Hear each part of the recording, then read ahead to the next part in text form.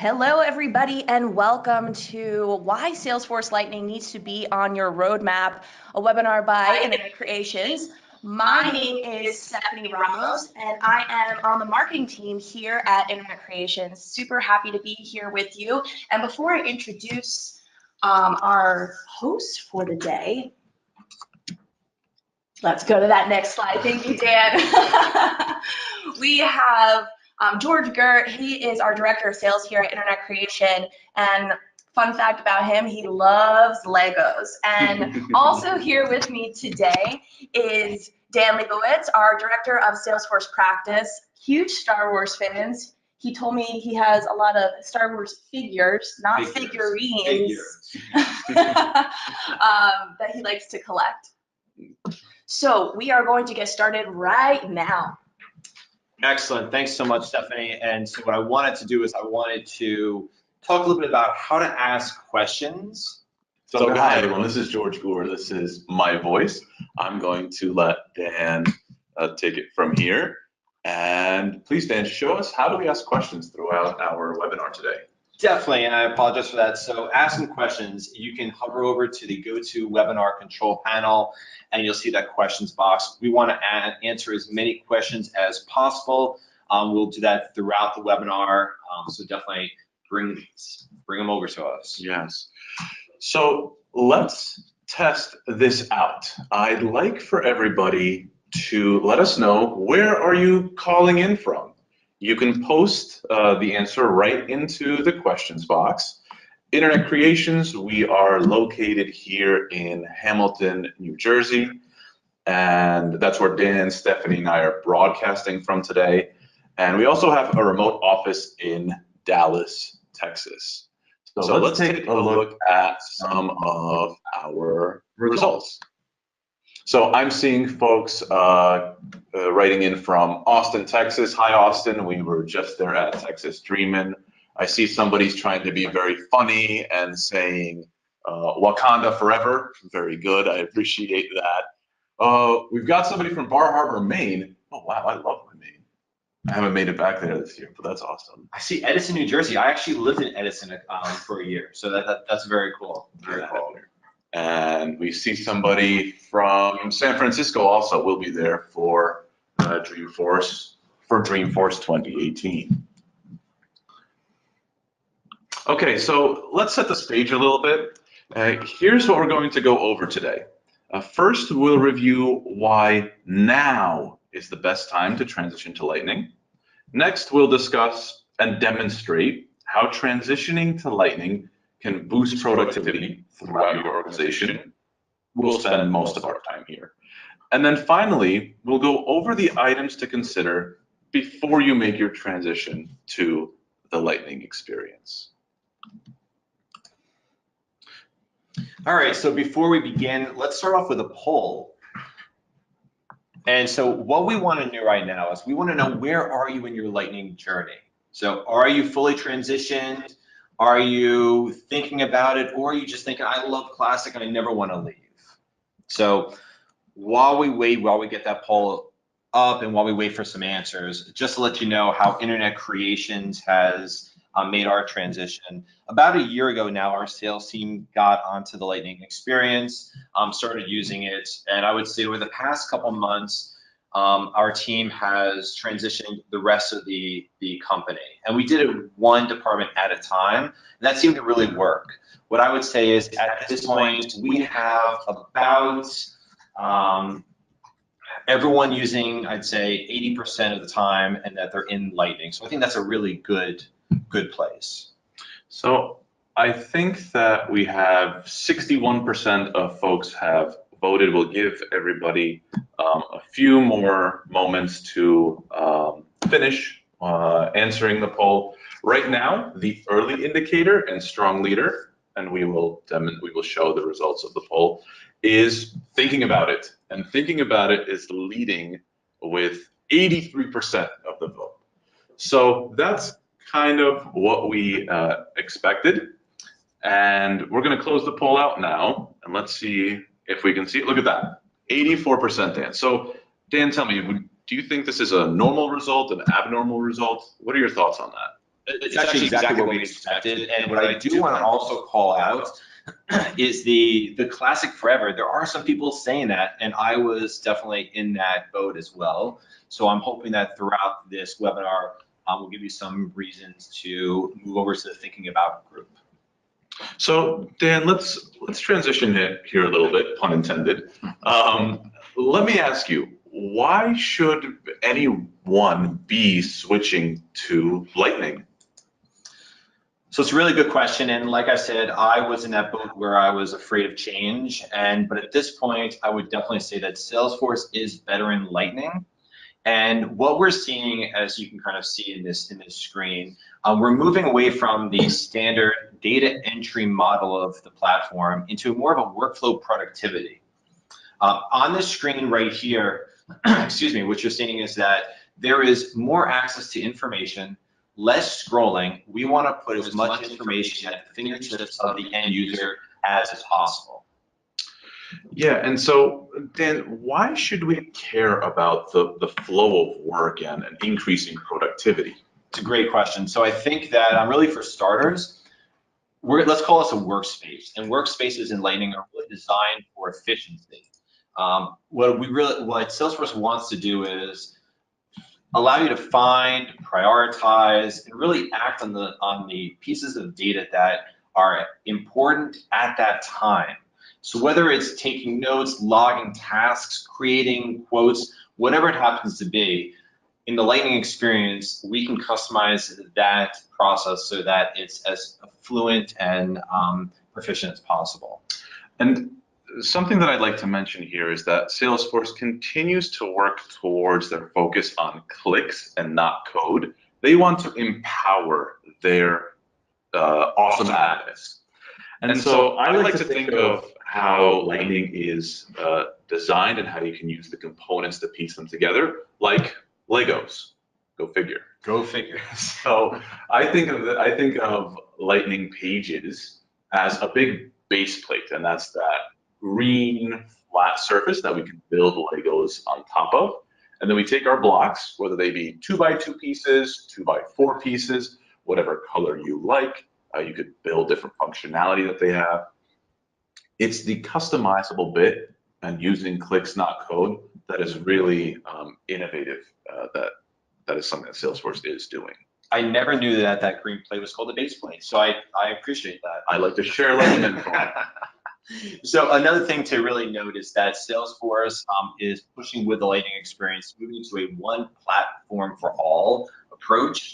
And this really saves time and money when we're talking about development. So you can build your Lightning components, build out the platform, and no matter what your experience is, whether it's your desktop, whether it's your iOS for Apple iPhone or that other platform, Android, it doesn't matter. You have the same experience throughout.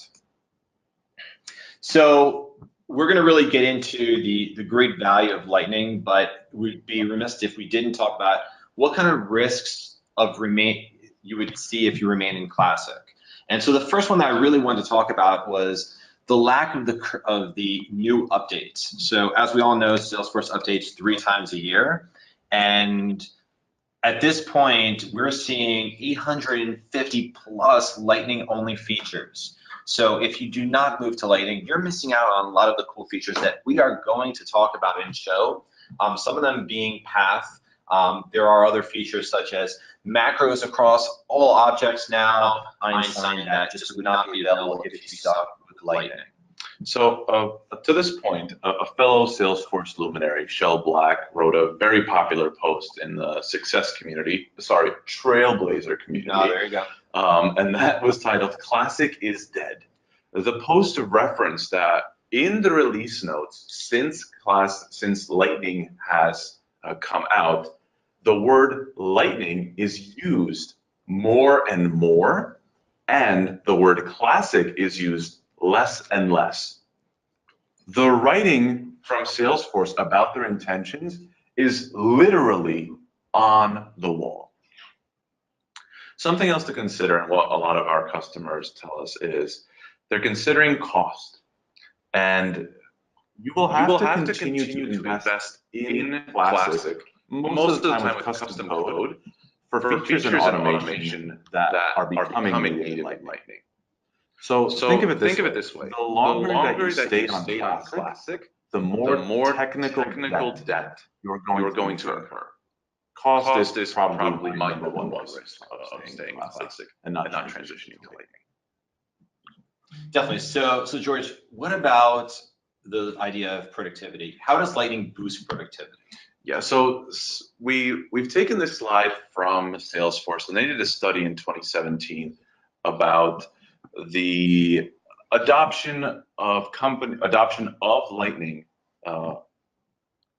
in 2017. And what they found was, for those companies that adopted, they improved their productivity by 41%. Now, what I take away from this slide is, coming from a sales background, is that win rate percentage.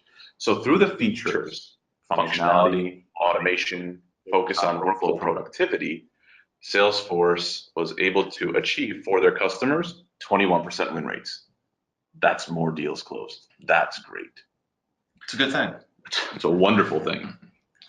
Okay, so what I want to do right now is I want to jump into the demo. We've created a demo org to show some of the features that we feel are very valuable in Lightning. And so if you let me switch over into that right now. And so Dan and I are going to take on a few new roles here. Dan is going to be the driver for our demo, and I'm going to be speaking about some of the features that we're looking at. And so we begin on our homepage. The homepage is where everybody begins their day and ends their day. Something that you should notice is it looks completely different than in Classic. The things that are different here are we have different components that we've placed on this homepage, and we've also have some Lightning only features already here. So I'll guide your eye towards the top left where we have, it says opportunities and my standard flagged opportunities. This is a list view. This is a list view of the opportunities that exist in our org, front and center for the sales folks. To the right, we have Assistant. Assistant is a Lightning only feature, and what it does is it calls out certain records when they are in violation of something. What I mean by that is these specific records, the 3 that are called out there, have not had any activity in 30 days. This is important because it boosts our sales folks' productivity to have them focus on what they need to be focused on. It calls it straight to their attention. A little bit further down, we can put dashboards and reports into our homepage, as well as customizing it as we see fit. And one thing that's really important that I think with this homepage is we want to make sure that when users log into Salesforce, that they are getting the information that they need to get started with their day.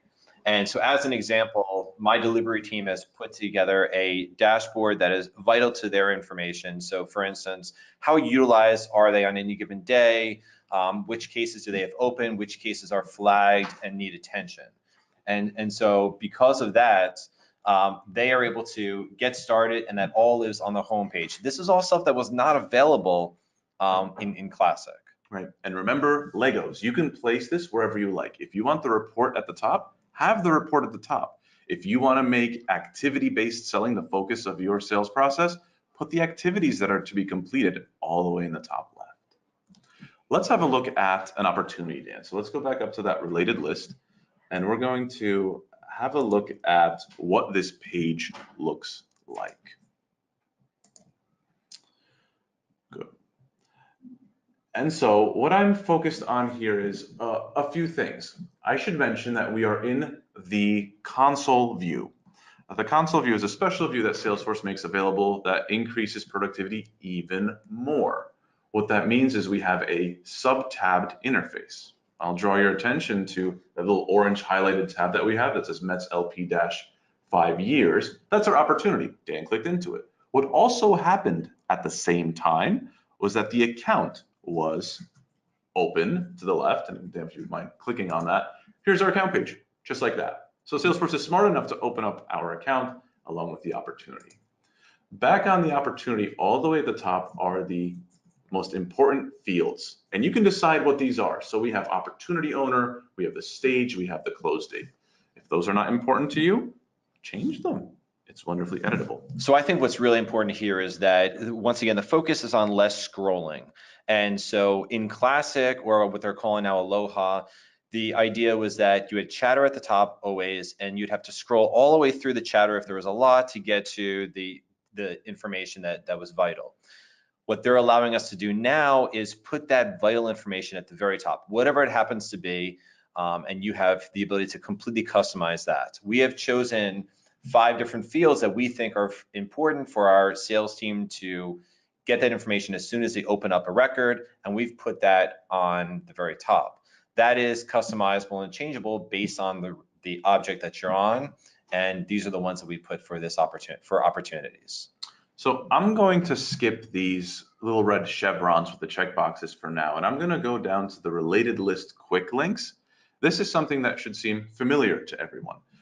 You can choose to have your related lists show up here, or you can choose to remove them. So if you find them bothersome, get rid of them. If you like them, keep them. Our experience with our users at Internet Creations was they missed this component terribly. They wanted to see their related lists. It was a bit of comfort, and it helped increase our adoption. If we scroll a little bit further down, we can see that we have the larger pane on the left-hand side and the smaller pane on the right-hand side. And what we have is details and quotes and products and contact rows. That's pertinent information. And on the right-hand side, we have our chatter, so being able to collaborate, an activity, logging a call, creating a new task, or a new event. What I would say about this is that Salesforce has provided us 12 plus templates to use, and the templates give you the ability to customize the size of the components. And so you might want to have 3 different columns, you might want to have 2 columns, whatever you think is important, and you can change that based on the object that you're on. So one team might need to see 3 different columns, and then another team might need to see 2. That is all possible based on these templates. Wonderful. Dan, I'm going to ask you to scroll up and do one thing for me so we can demonstrate something. Please move the chevrons back as we move to in path, and you can save your current stage. And what path is it is a place where we can move our records along from stage to stage, status to status if we're on case, maybe sprint to sprint if we're on a project. And it's progressing towards some end termination, like a closed won deal or a closed case. Would you mind hitting the down arrow for me, Dan? Thank you. So here we have 2, and by the way, path is one of my 3 top features in Lightning. So if I am gushing about it, there's a good reason why. Let me tell you more about it.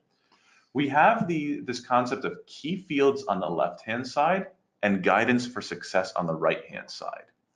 The key fields are important information that we want to capture during that stage, status, sprint, whatever it is. And then on the right-hand side, we have guidance for success. And these are notes about what one should be accomplishing and maybe how to accomplish their work in this stage, status, sprint. Why does this matter? The reason why this matters is for the key fields, we have good data governance.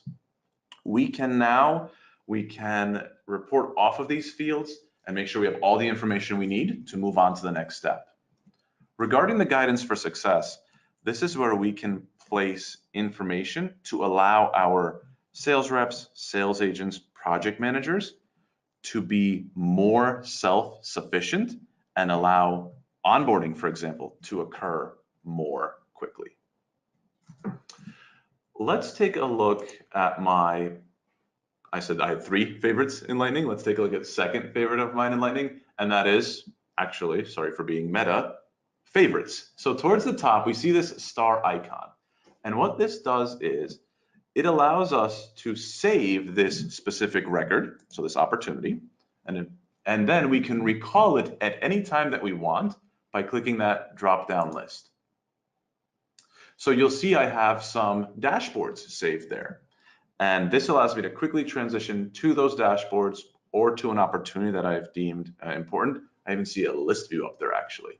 And why I love this feature is I can transition, as Dan is showing, I could be anywhere in Salesforce and that list follows me.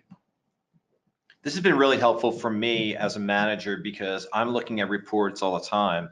And in the past, what I had to do was I had to click on the reports, scroll through, and find the reports that were necessary to look at any given time. But with favorites, I've added them all and my dashboards to that list. It's a quick, easy way to get rid of low-level tasks, and I'm get the information that I need immediately. So I wonder if any of you were in the same boat that I was pre-favorites. And that is, I like to use Chrome. And what I did was for the 15 reports that I look at daily, I used to keep a Chrome folder with the URLs of those reports. And I would every day open it and have 15 tabs open across. Favorites eliminates that. Salesforce has made that native, if you would, for me in Salesforce. Dan, could I transition it now to you to tell us a little bit about dynamic components? Definitely. So this is a feature that I really am excited about. The concept here is that we want to provide functionality that is visible or not visible based on criteria at some point in the life cycle of working through a record. So what that means is that I can hide a piece of information and then expose it at any given time.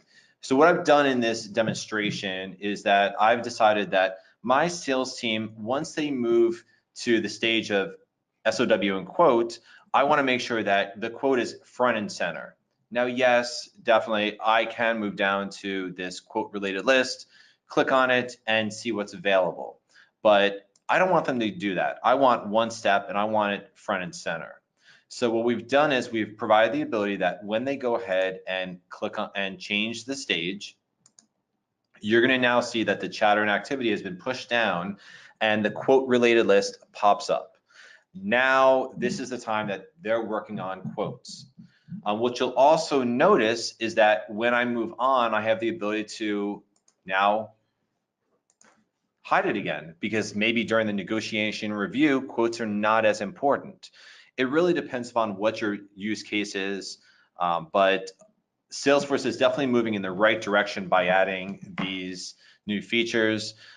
What it sounds like is that the next wave is going to be allowing for fields to be dynamic based on situation and criteria as well. Great.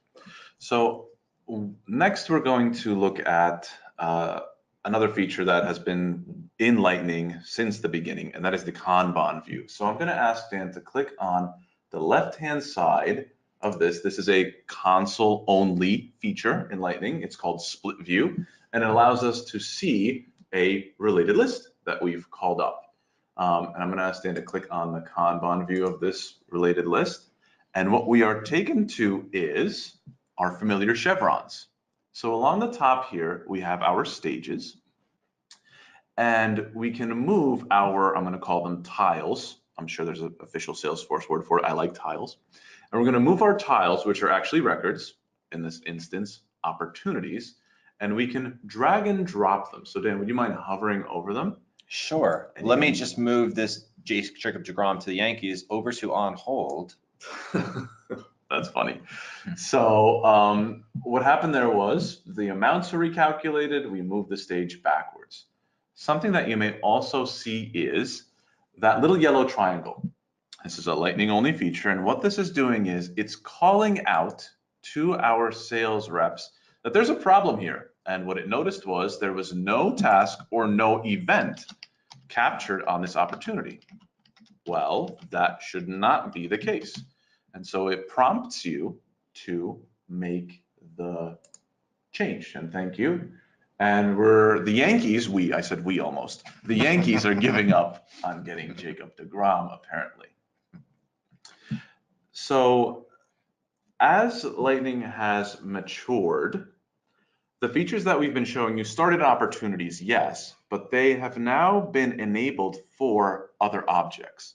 So let's hop over into the Service Cloud and let's take a look at a case. And I'm going to ask Dan, as he's more familiar with cases, to walk us through some of the things that we're noticing on the case page layout. So really what we want to call out here is the fact that a lot of the same exact features that we just talked about in opportunities are accessible in cases as well. So when we're talking about path is definitely accessible now. And what's really great is that path is accessible in most standard and all custom objects. So that's one feature. You're seeing that you have the ability to use that split view. If you are in one single record type, you can also use Kanban. We are not currently, but with one single record type, you can use Kanban in any object as well. So the idea is that a lot of the features that we've talked about are accessible no matter what object you're in and what business process that you need to use. Wonderful. So I think this concludes our demo, and I'm wondering if we have another poll that we're going to submit to folks. I'm going to look at Stephanie over here for a bit. And so what we're going to do is, before we move on to the last third of our slides, is launch another poll. And so this poll is going to ask our audience to let us know what are the largest things that are preventing you from switching over to Lightning. So we're wondering if you are fearing the change to it. Is it cost prohibitive, or at least perceived cost prohibitive? Is it because your org is complicated? That is a real situation that we encounter frequently. Are you not seeing the value yet, or are you concerned with adoption post transition? So we'll let that run for a bit, and I'm going to ask Dan to transition to our slides while we wait for folks to give us their answers. So we're going to leave this open for another minute or so. For me, when Salesforce came out in 2015, I was just watching the video at Dreamforce of the keynote where Parker Harris came out in his suit. For me, I was not a big fan of it because I didn't see the value early on, and I was slightly concerned about adoption. It's been, I'm gonna have a guess here, and I will probably be wrong. It's been 7 or 8 releases since Lightning was announced. Folks, we're there.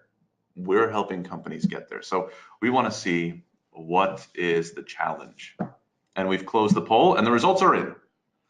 Let me speak to some of this because I think this is very common, and what we're seeing is the number one reason that people are concerned is that my org is very complicated.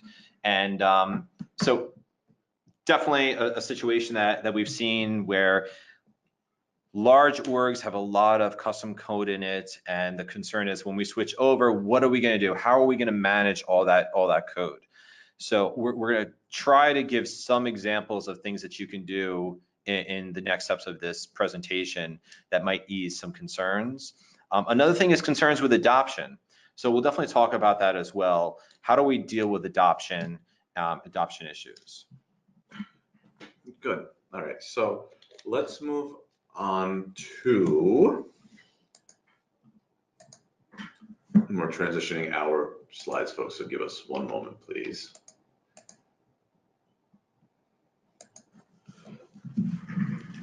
So what we're going to talk about next is the considerations for the Lightning transition. And we've got 4 things to talk about here. And we're still trying to get the slides up. Excuse us while we try and do that. Okay, so one of the, thank goodness, right? So one of the things, and we talked about it during when we were talking about risks of not migrating to Salesforce, and that was the negative side of the coin. Let's look at the positive side of the coin, and that is, who is going to bear the cost of innovating Salesforce in the future?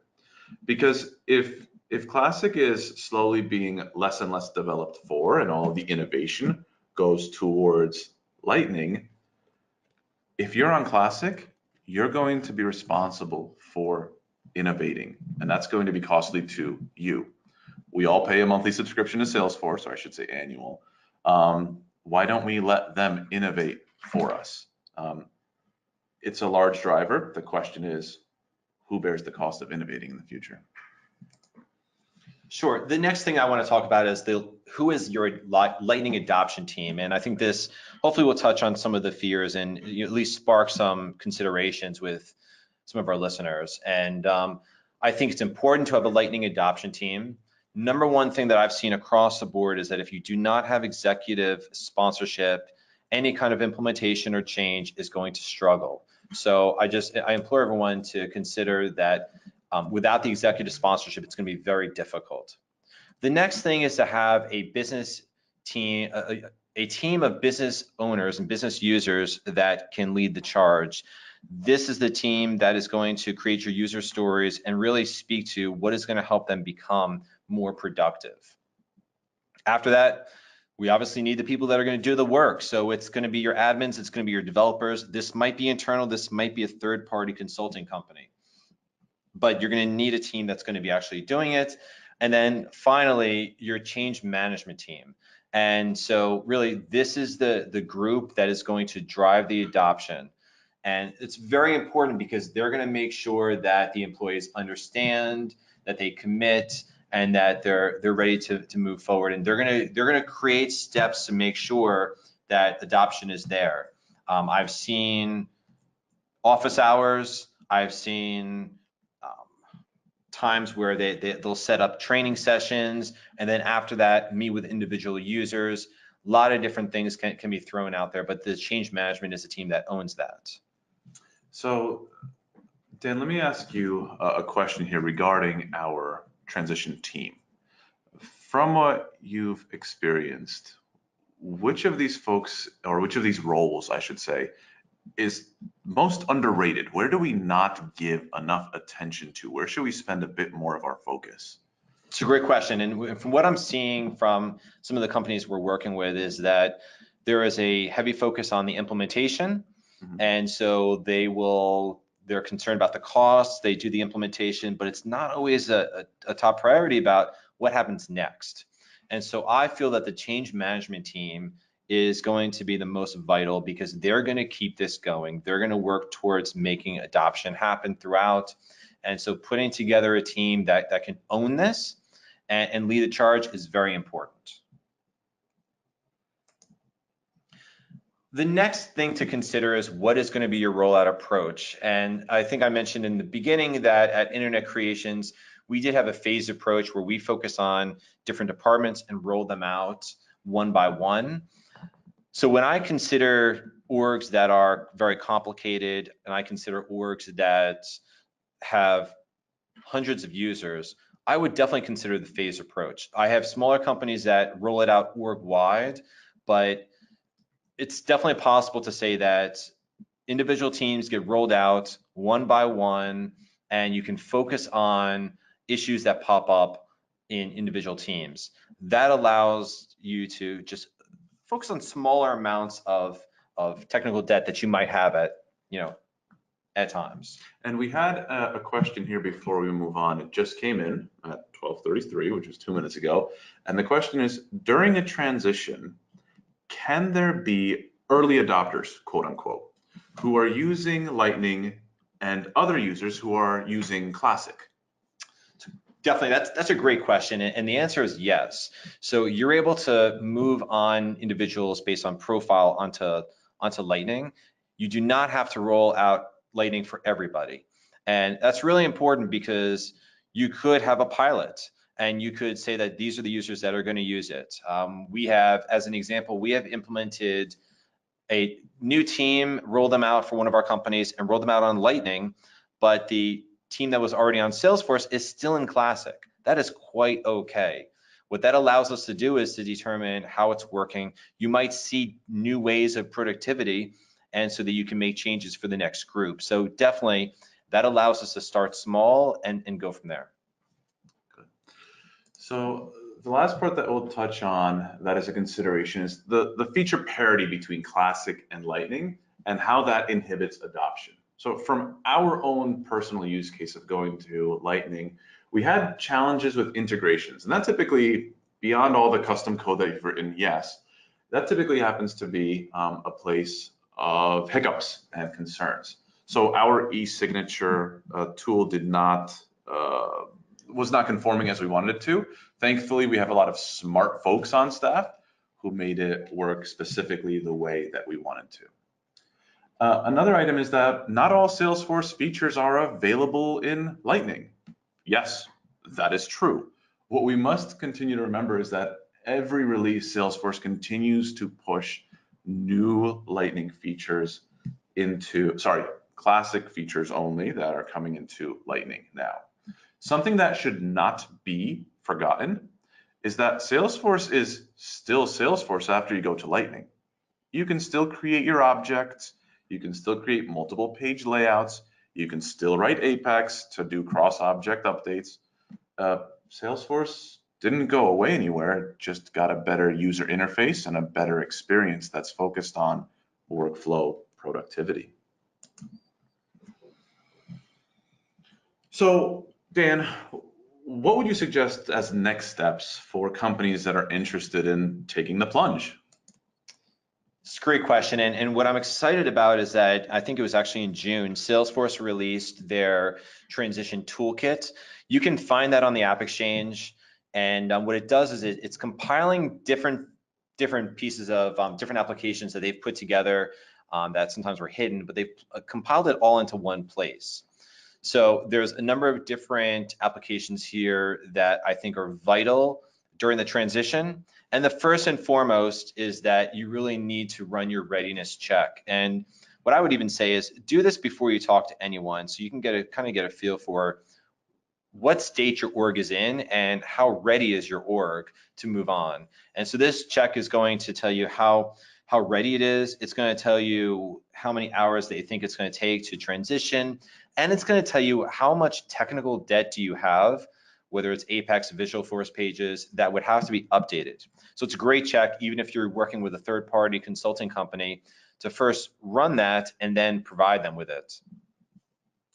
And one of my favorite features in the Lightning Experience Transition Toolkit, one of those tools, if you would, is that Lightning usage tool. What that is if you remember in Salesforce Classic, whenever we turned on Salesforce, there was a set of reports in the App Exchange for adoption. This is very similar. What this tool does is it will tell you how many times folks are transitioning back and forth from Classic and to Lightning, and letting you know how much time is spent in each experience. All right, so that comes to the end of our webinar. What we want to do is open the floor now to questions. I know there's been a number of questions that have come through, and we want to be a resource. Yeah, so please continue to place the questions into that question box. We'll try and get to as most as we can with the time that we are allotted. And I'm going to start with our first question, and the first question is going to be to Dan. So go ahead and take your drink and take a drink of water. Oh, no. And this is, well, I chose you because I don't know the answer, but you might. So the question is, can you customize the homepage in Lightning? Yes, you can. Okay, thank you. Allow me to continue. To include third-party applications such as TaskRay. So you have the ability to customize the homepage just as you would be able to customize any pages in Salesforce. So the answer is yes. So a lot of times what we're seeing is that third-party applications will create components that you can then put onto any page. I can't speak to TaskRay off the top of my head, but I do know that a lot of these third parties are creating Lightning components that can then be added to any page. And this could go one of two routes, and that is we have custom components that can be created for either page layouts or home pages. And if TaskRay has one of those, great, we are all set. If TaskRay does not have a custom component, registered Salesforce partners should be able to create one for you to meet your exact requirements. Well, I also want to add that one of the primary components of Lightning itself is the App Exchange. They're really making a big push. And so what that means is that whether it's the creation of pre-packaged Lightning components that I just mentioned, or as George said, a third-party consultant company that could create a component and then add in functionality into that, the App Exchange is still so vital to everything that Salesforce is doing. Good. I have a two-part question next, and I'll reverse the order. So the question reads, how much time should we devote to planning our lightning transition, and is this something that you assist with? So let me take the second part of that question. Yes, we do assist with lightning transitions. We've come up with 3 different bundles or packages, I should say, for your least complex orgs where you have low amount of complexity, no visual force. The medium level complexity is we have some JavaScript buttons, we do employ some custom objects, we do have Apex running, and the third one is much complexity. So we can up with all 3 of those. But Dan, can you speak a little bit to how much time, maybe as a percentage of the total project, that should be spent planning the transition?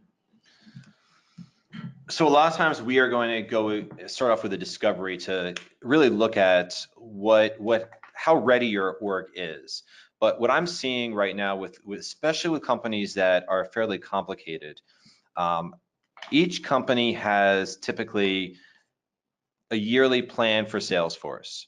And at this point, what I would say is that if you're not going to do it tomorrow, anything that you're doing from here on out should consider that you're going to be transitioning to Lightning at some point.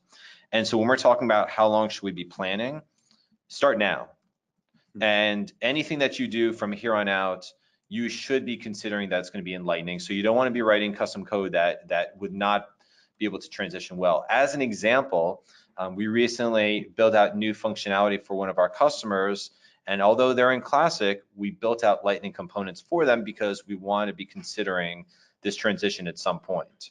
So that's the first thing. As you're thinking about new functionality, think about Lightning and what that means before you do anything. We typically do account plans for customers. And at this point, we are not just considering functionality that they wanted to do. We are thinking about the fact that they're going to have to transition it at this, within the next year or so.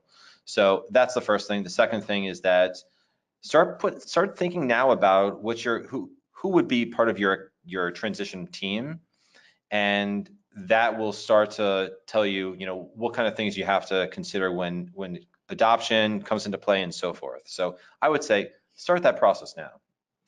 So Dan, next I'm going to ask you to help dispel a fear that I have when you and I were creating this demo. And that is, the question reads, the new platform, speaking about Lightning, seems to be very opportunity centric. We are not currently using opportunities. Are we able to focus elsewhere? And so my fear was when we were constructing this that we were focused too heavily on opportunities. The fact of the matter is that all the features that we saw on opportunities are able to be used and reused elsewhere. What additional thoughts do you have there, Dan? Let me give you an example. So I know we focus on path, on opportunities, and it makes a lot of sense because sales teams need to know where they are in the stage of the sales process. But at the same time, a service team also should know front and foremost where a case is in the life cycle of the case. And so path is very viable. What I can also say is that sometimes my team struggles with filling out required fields on cases because they're so busy doing the work. Path is important because it's putting the fields that we want filled out at the time we want them filled out. So the point is that some of these features that we did go over are very usable no matter what the object is. As another example, we in our org, and I know a lot of customers have a custom object for projects. So important to know where your project is. So having a path for that as well. Kanban is also a feature that can be used, whether it's cases to manage, especially if you're using the agile project management method. Kanban is so important for that. So I think that, yes, it is very true. Just as Salesforce started off as a sales platform, it also started off with the Lightning transition doing sales first, but all these features are available whether you're using cases and most standard objects or you're using any custom object. I would not be concerned about that. So speaking of custom objects, what happens when you transition custom objects over to Lightning? What does that look like? Are they there? Are they not there? Do we have to press something special? What happens? So custom objects work just as standard objects. There is no change whatsoever. So if you have custom objects, that works completely, exactly the same. What you do want to consider is what kind of code that you have on your pages. And so that's why I said it's very important to look at your readiness check and run that report, because it will talk about what kind of changes you need to make before making that plunge. All right, just time for a few more questions here. And there's one for me here, I think, so I'll read it and I'll answer it. I know, Excellent. Go figure. Congrats. Will Internet Creations apps, such as Email to Case Premium, be redesigned to take advantage of Lightning features and the look and feel? And the answer is yes. And the answer is very soon. We have a lot of our applications are already Lightning ready and are already using the Lightning design system, I think it's called. And Email to Case Premium is our flagship applications. It is the one that takes the most amount of effort to get ready that way. I think we're going to have it ready by the end of the summer. We didn't do a forward-looking statement slide, but sorry. Maybe it'll be ready by before I get in trouble with our product manager. It will likely be ready by the end of the summer. So the answer to that is yes, it will. And let me just speak to, before I spoke about, let's think about your planning now when it comes to Lightning. And Simple Survey, when we updated and created the survey builder, we actually built that with using Lightning components, and that was more than a year ago. So as I said, right now, if you're doing any kind of development internally, consider using Lightning components first, even if you're not in Classic yet. We have a troubleshooting question next. We're going to do all kinds of things here, I guess, today. So this individual or this company has Lightning turned on, but are not actively using it. So the users are not actively using it, but it is available to them. And when a user signs in, it defaults to Lightning, and sometimes it goes to Classic. And the question reads, is there a pattern or methodology that determines when to start in Lightning versus in Classic? The question ends, seems random. So what I would say is that we have experienced that with one of our customers as well, and we worked through that. I'm going to be completely honest, and I was not the person that worked through it, and I will make sure that someone from our team gets back to you with some information, because so Salesforce, and I remember a time on Twitter when there was many admins up in arms. Salesforce is making some buttons pushed in the background that some people are not happy with, and so they're pushing, as you know, they're pushing the envelope, trying to get people on Lightning. So like I said, I will make sure that someone from our team gets back to you with some information about that. Okay. And I've got a last question, and we'll make this our last question because we do want to wrap up. Not that the conversation hasn't been good, the questions have been great. We just want to respect. I always like talking to you. Stop. And I have the answer for this one, but maybe you can expand on it, and I'll give the answer after I read the question. The question is, will donation platforms that integrate with Salesforce, for example, Soapbox, right? Will they continue to function if an org or individual transitions over to Lightning? Or does there need to be a new pathway formed for the integration to continue? The quick answer to that is, it depends. And the reason why that depends is because each integration is different, right? And so it depends upon if the folks who have performed the integration have set it up for Lightning, if Soapbox, for example, is ready to plug into Lightning.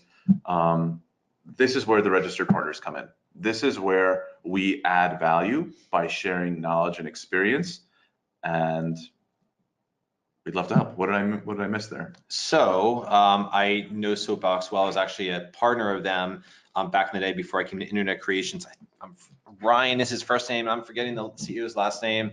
I know they like penguins. But what I would say is that the point is that as Internet Creations has decided to move our apps, make them first Lightning ready, and then use the Lightning design system, all applications are all companies are looking to do the same thing. So we can't speak to Soapbox by itself. It's the same thing as Click and Pledge and any of these other donation applications. But what I would say is reach out to the company. PicNet, I'm sure, is typically at the front and center of especially anything nonprofits and Salesforce. So reach out to them and they can definitely tell you where they are in the roadmap of bringing the application over. So that concludes. Thank you, Dan, and thank you for sticking out with me, and thank you for offering your expertise and advice. I'm going to ask you now to tab over, and before we conclude and say sayonara, we'd like to invite you to our next webinar. On this webinar, it's called Reach Service Cloud Nirvana in 5 Steps. It's going to be held in late August. Everyone here will be invited over email. On this webinar, we'll review how to empower your Salesforce customer service representatives through best-in-class AppExchange applications, as well as sharing best practices gathered from all of our customers. You can bet your bottom dollar that this demo will be done in Lightning. And so we'll have more of a focus on the Service Cloud for those folks who thought that this was more opportunity focused, and it was, admittedly, but we'd love to have you again and spend some more time with us. Thank you, Dan. Thank you, Stephanie. I want to give a shout out to all the folks who helped us prepare this presentation. It's not an easy undertaking. In the room, we have Stephanie Ramos with us, who kept Dan and I on track, helped us write some of the content. And of course, Christina Christ, who is our graphics artist and just, she's extraordinary. She's incredible. She puts the slides together. She makes everything look gorgeous. Keeping us on task is not simple. So no, thank you very much. We should start calling them we should call them the cat herders is what we should call them. Thank you, everyone, and have a wonderful rest of the day.